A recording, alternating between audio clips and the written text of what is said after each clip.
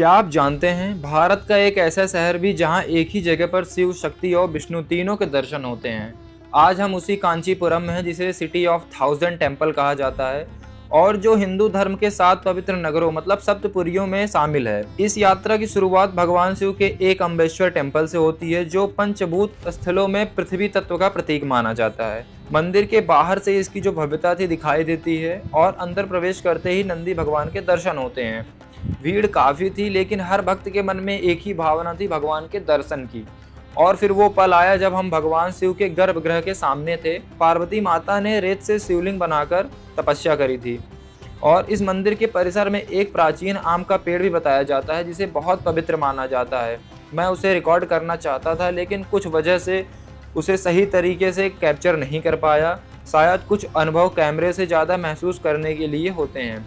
मंदिर के अंदर की जो संरचना, इसके विशाल स्तंभ और यहाँ की जो शांति एक अलग ही स्थिरता का अनुभव कराते हैं। यहाँ 108 शिवलिंग भी स्थापित हैं।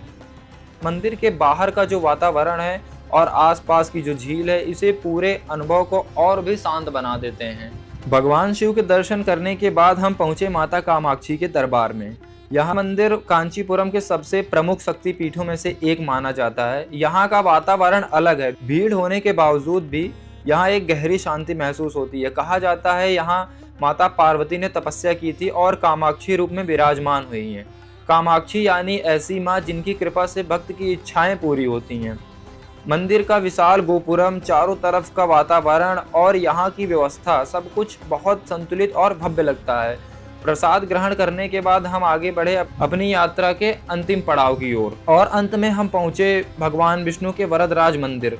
दूर से इसका विशाल गोपुरम इसकी भव्यता का एहसास करा देता है। यहाँ भगवान विष्णु वरदाता के रूप में पूजे जाते हैं। मान्यता है कि भगवान यहाँ यज्ञ से प्रकट हुए थे।